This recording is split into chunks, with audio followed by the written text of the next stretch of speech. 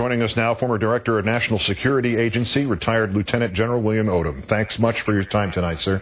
Thank you. You testified to the Senate Foreign Relations Committee last week that surge in Iraq has actually prolonged instability, is still doing so. You advocated a rapid withdrawal, an orderly withdrawal of U.S. troops. Did you hear anything from General Petraeus or Ambassador Crocker today that might change your mind? I heard them make a few concessions that reinforced my judgment on this. And I was impressed that an increasing number of senators are asking more pointed and specific questions. They let them get off the last time with no grilling at all. The major media in this country have also, I think, failed to report a lot about what's going on in Iraq. True, there have been drops in violence, but they didn't look at what the consequences of that were, and they didn't look at the politics of that. If they looked at the politics, they'd see more fragmentation, a weaker government, and a much more hopeless situation than a year ago. General Odom, the administration is once again asking the American people to wait throughout a long spring and a long summer until another September for even just a possible decision on withdrawing U.S. troops. Never mind the politics or the rightness of that or the long-term advisability of that. Is the troop level sustainable for the U.S. military? Is a virtually open-ended stay in Iraq a physical possibility for our troops? Well, I haven't believed it would be for the last 2 or 3 years.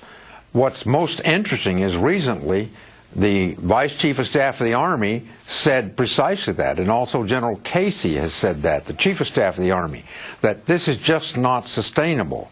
And we're really brutalizing our troops, calling it supporting the troops. We do have the option to not brutalize them, but we continue to do it. And the general you mentioned was, of course, encouraged to retire after expressing that opinion. Both General Petraeus and Ambassador Crocker today kept pointing only to instances, almost to events representing progress in Iraq. Since they're so involved in the day-to-day management of what's happening there, because they are representatives of this administration and this president, are they unwilling, do you think, or perhaps are they unable to step back and look at a bigger picture to assess whether the overall strategy of the Bush administration is actually working there? I suspect if they weren't there, they could. But given where they are, they've got to pipe that tune or quit. If you take the bigger picture, the first thing Americans should know is that the government that eventually rules Iraq is not in the green zone now. It's not the Maliki government. When we affiliate ourselves with a faction, it's already in trouble with the Iraqi people or some other faction. The one that rules this country is the one that can win a civil war among several warring sides. And that's not going to come soon. We don't have the troops to stay out there.